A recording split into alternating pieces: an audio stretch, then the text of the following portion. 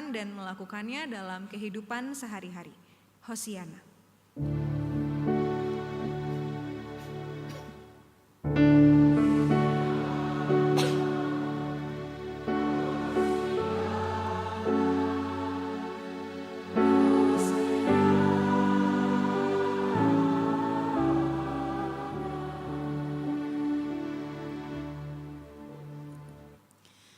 Selamat sore Bapak Ibu Saudara-saudari. Sebelumnya izinkan saya menyampaikan salam juga dari Majelis Jemaat GKI Gondomanan. Senang bisa bersekutu saat ini kita bersama-sama di GKI Klaten. Nah Bapak Ibu, sebelum memulai perenungan firman Tuhan, saya mau mengajak Bapak Ibu Saudara-saudari untuk tebak-tebakan ya. Ini tebak-tebakan susah-susah gampang. Ada 3 ya. Yang pertama, apakah Bapak Ibu bisa menebak hewan apakah ini? Semangat banget, bebek ya. Mari kita lihat dan buktikan bersama apakah dia bebek. Waduh, bukan ya ternyata ya, bukan bebek ya. Nah, yang kedua nih mulai curiga dan gak berani teriak sekeras itu ya. Ayo tebak apa ini? Bukan ya. Ternyata ini bukan hewan anjing, apakah ini? Bingung nyebutnya, saya sendiri juga bingung nyebutnya ini gorila atau bukan gitu ya. Terakhir Bapak Ibu, nah, ada gak yang bisa nebak ini hewan apa ya? Tupai. Tupai bukan? Kalau dari pengalaman 2 soal tadi sih kayaknya bukan ya. Ternyata itu adalah hewan. Waduh, lebih aneh lagi Kak gitu ya. Ini mau gorila bukan, tupai juga bukan gitu ya. Nah Bapak Ibu, ternyata ya ini adalah contoh sederhana bahwa tidak semua hal berjalan sesuai dengan ekspektasi kita. Pasti Bapak Ibu juga punya pengalaman tentang kita berharapnya A, tapi ternyata yang terjadi B. Ya contohnya aja mau berangkat ke gereja, berharapnya nggak hujan gitu ya. Tapi ternyata berangkat hujannya awet banget dari tadi siang. Mau dibilang gerimis enggak, dibilang enggak hujan ya hujan gitu. Banyak hal dalam hidup kita terjadi tidak sesuai dengan ekspektasi kita. Termasuk dalam relasi kita dengan Tuhan. Kita berdoa, kita mohon Tuhan kasih kita kesejahteraan, kedamaian. Yang terjadi malah sebaliknya. Kita menjaga berupaya jalan hidup kita benar nih di hadapan Tuhan. Kita berusaha untuk taat, kita berusaha untuk tidak berlaku curang di tempat kerja. Kita berusaha untuk terus berpelayanan, berusaha mengendalikan diri, berusaha untuk terus mengampuni orang lain. Tapi ternyata Tuhan tidak bekerja sesuai dengan yang kita mau. Kalau begitu pertanyaannya, akankah kita berseru Hosana? Akankah kita tetap mengaku Engkau Tuhan Juru Selamat kami? Karena perbedaan ekspektasi dan realita itulah yang juga terjadi dalam bacaan kita, yang kita simulasikan dengan daun palem itu tadi. Kalau kita lihat bersama, kata Hosana pertama kali dalam Alkitab muncul di Mazmur 118 ayat 25. Nah kalau Bapak Ibu mengikuti dari Alkitab yang fisik, di ayat yang ke-9 Matius 21 ada rujukannya di bawah. Ternyata itu diambil dari Mazmur 118 ayat 25. Ini seringkali kita nyanyikan sebutan Ibraninya, Hosiana. Artinya apa? Artinya ya Tuhan berilah kiranya keselamatan. Jadi di Mazmur 118 Hosana adalah permohonan kepada Tuhan untuk mendatangkan keselamatan bagi umat saat itu. Tolong selamatkanlah kami ya Tuhan gitu ya kira-kira. Nah setelah dalam Mazmur 118 Hosana gak muncul lagi Bapak Ibu. Munculnya kemudian dalam yang kita baca hari ini. Di Matius 21 secara spesifik di ayatnya yang ke-9. Tapi kalau kita perhatikan ya ayatnya yang ke-9, tadi kan Hosana bilangnya Tuhan selamatkanlah kami. Tapi di Matius 21 ayat 9 dibilang Hosana bagi anak Daud diberkatilah dia yang datang dalam nama Tuhan. Hosana di tempat yang maha tinggi. Kayaknya maknanya bergeser. Dari minta tolong ke Tuhan, geser jadi pengakuan bahwa orang inilah anak Daud. Orang inilah Mesias yang kita tunggu-tunggu. Nah, kenapa pergeseran makna ini terjadi?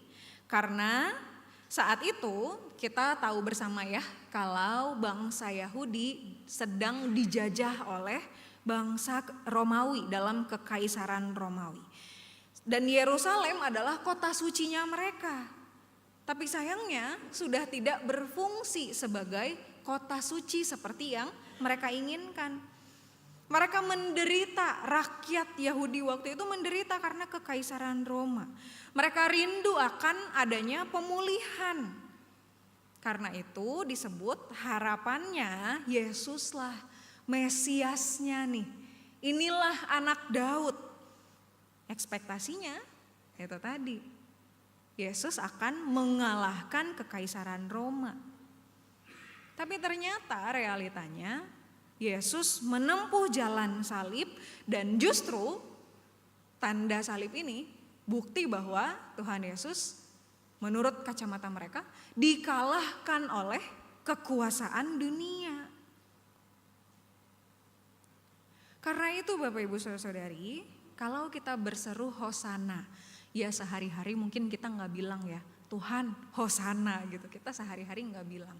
Tapi saya yakin Bapak Ibu Saudara refleks kalau ada apa-apa kan bilang, aduh Tuhan ini gimana ya?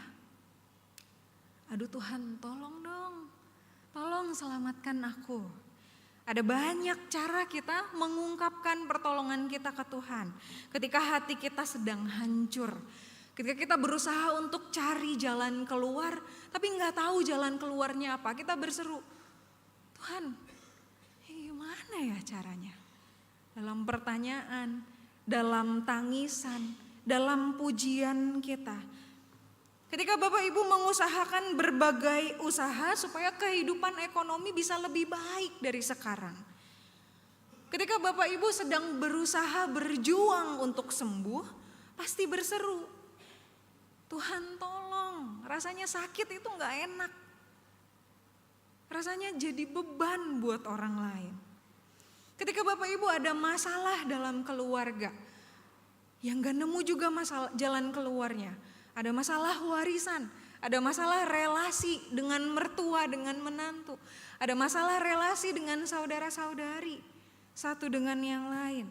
Ketika kita menemukan masalah dalam pemerintah kita tahu ada banyak hal terjadi gak ideal. Kita berharap solusi yang konkret, tapi yang dikasih malah solusi matiin kompor gas kalau udah mateng. Kita berseru sama Tuhan. Tuhan ini gimana ya? Kita berusaha pikirin jalan keluarnya, gak bisa. Kita minta tolong ke Tuhan itu hosana masa kini Bapak Ibu. Tapi kemudian kita berhenti dan mentok ketika wah ternyata kelihatannya kok Tuhan kasih jawaban gak sama ya kayak apa yang saya mau. Tuhan jawab berbagai pergumulan kita dan sayangnya kita jadi gak terima. Kita berdoa ke Tuhan, minta Tuhan sembuhkan saya. Sebulan lagi Tuhan malah kasih diagnosa yang lebih banyak. Tensinya gak turun-turun, sekarang malah nambah gula. Sekarang malah nambah hal-hal yang lain, harus check up yang lebih lengkap lagi. Kita usaha supaya kerja keras, tambah kerjaan di mana, ada jam-jam yang kosong, oh nambah cari kerja di mana. Tapi kok Tuhan gak jawab dengan ekonomi yang semakin cukup, malah pergumulannya makin nambah, pengeluarannya makin banyak. Kita terus memohon kepada Tuhan di tengah-tengah pemerintah ini, tapi berita yang kita lihat bertabrakan dengan apa yang kita mau dan kita harapkan. Kita minta jalan keluar untuk berbagai pergumulan, tapi kayaknya kok Tuhan diem aja ya. Tuhan kok kayaknya gak denger ya doa saya. Ada salah satu jemaat yang berkali-kali Bapak Ibu bilang ke saya, Kak Iren, saya ngerasa kok saya jauh ya dari Tuhan. Wah, kenapa Bu? Nah, ukuran dekat dengan Tuhan kan beda-beda ya. Ternyata beliau mengukur kedekatan dengan Tuhan dengan doa yang dijawab. Jadi kalau doanya gak dijawab sama Tuhan, rasanya jauh sama Tuhan. Karena itu wajar kalau banyak orang yang merasa lupa. Ternyata permohonan doa, permohonan selamat yang saat ini saya mohonkan ke Tuhan, ternyata semuanya berpusat ke diri saya sendiri. Semuanya sudah saya definisikan di diri saya sendiri. Jadi kalau Tuhan tidak bekerja sesuai dengan yang saya mau, saya cari jalan keluar saya sendiri. Usaha yang udah saya upayakan ternyata gak memenuhi kebutuhan yang saya butuhkan, cari jalan keluar sendiri, pinjol, pinjem di sana sini. Pergumulan di keluarga yang terus kita doakan ke Tuhan, kita ngerasa Tuhan gak jawab-jawab, malah Tuhan kasih pergumulan yang lebih banyak, akhirnya apa? Lari dari peran-peran yang udah Tuhan percayakan, cari kenyamanan lain dari keluarga. Akhirnya terjadilah banyak penyimpangan dan penyelewengan, banyak perselingkuhan di tengah keluarga-keluarga Kristen. Ini kan juga sama yang dihadapi oleh orang banyak ketika berseru Hosana. Yang kemudian mereka berseru, salibkan dia. Bukankah ini keprihatinan dalam relasi kita dengan Tuhan? Jadi sebenarnya siapa yang Tuhan?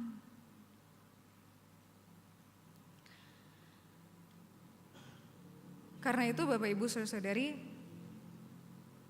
mari kita berefleksi lagi dari berbagai seruan kita kepada Tuhan. Apakah kita sungguh-sungguh memohon pertolongan dari Tuhan sesuai cara kerjanya Tuhan? Atau mendefinisikan Tuhan berdasarkan apa yang kita mau? Beberapa waktu yang lalu saya bertugas mengisi persekutuan di gereja lain, di GKI lain, bukan di GKI Gondomanan. Nah, karena saat ini Jogja lagi penuh-penuhnya Bapak Ibu ya, karena lagi lebaran. Tapi saya rasa Bapak Ibu juga tahu ya, setengah jam Jogja, misalkan dari kota gede mau ke daerah stasiun Tugu, 30 menit kan kalau jalannya lancar udah nyampe ya. Bahkan mungkin 20 menit bisa naik motor. Nah ini saya berangkat 1,5 jam sebelumnya. Jadi acaranya jam 6, saya berangkat jam 4:30. Sebelum berangkat saya berdoa, Tuhan saya gak tahu nanti apa yang akan terjadi di jalan. Karena saya melalui rute-rute tempat-tempat yang penuh, yang padat. Tapi saya usahain Tuhan supaya saya bisa nyampe tepat waktu. Bahkan sebelum waktunya, sebelum jam 6. Tapi kalaupun terlambat, saya tahu Tuhan yang berperkara di dalamnya. Gitu. Nah saya berangkat Bapak Ibu. Jam 4:30 saya berangkat. Di jalan ya saya juga jalannya biasa aja, gak ngebut-ngebut amat, tetap hati-hati gitu. Lalu ternyata saya nyampe di sana jam 6:15. Sepanjang jalan saya sambil harap-harap cemas juga.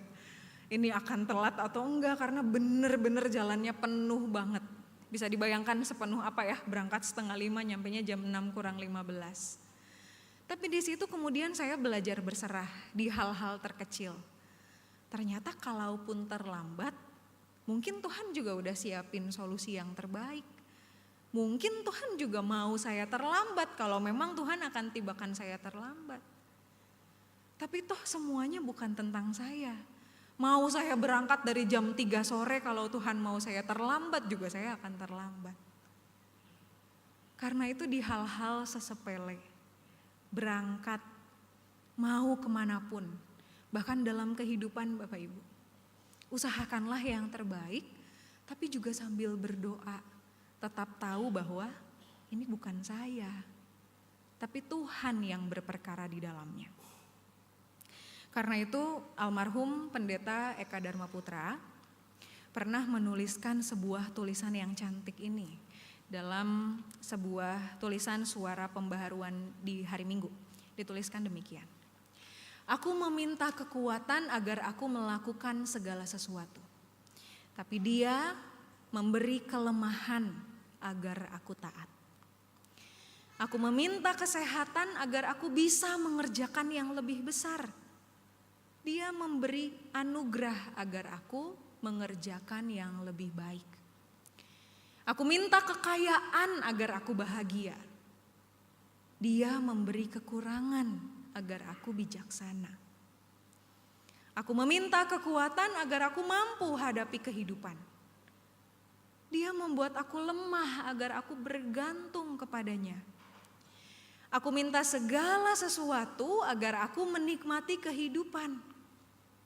Dia memberi kehidupan agar aku menikmati segala sesuatu. Aku tidak memperoleh apa yang aku minta, tetapi doaku selalu dijawabnya.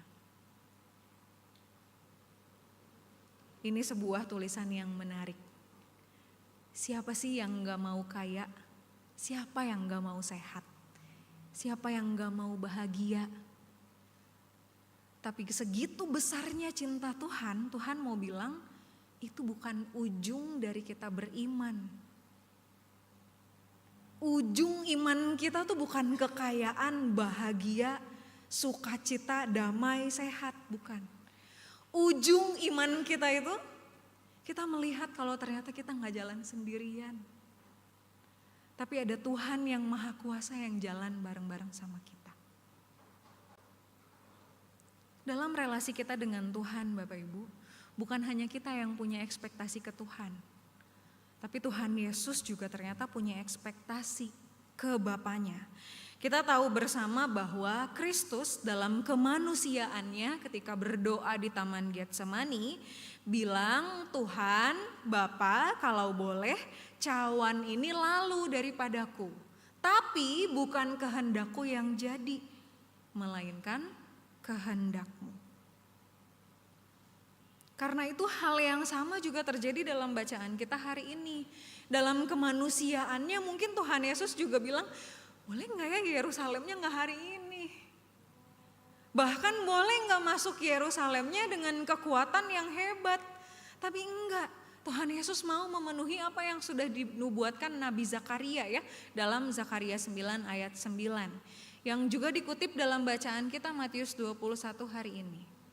Dalam Zakaria dikatakan juru selamat itu akan datang mengendarai seekor keledai. Pertanda bahwa ia adalah seseorang yang rendah hati.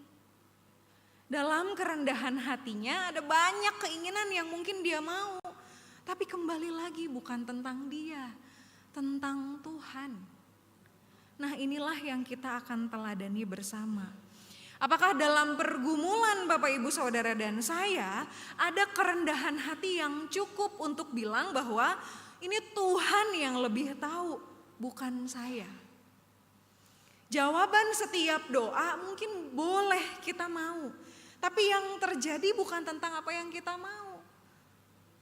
Tentang perkaranya Tuhan yang mau Tuhan kerjakan dalam kehidupan kita. Kerendahan hati adalah ketika kita tetap percaya, bahkan ketika jawaban Tuhan tidak sama seperti apa yang kita mau. Inilah yang dikatakan Rasul Paulus kepada Timotius dalam 2 Timotius 1 ayat 12. Mari kita baca bersama, 2, 3.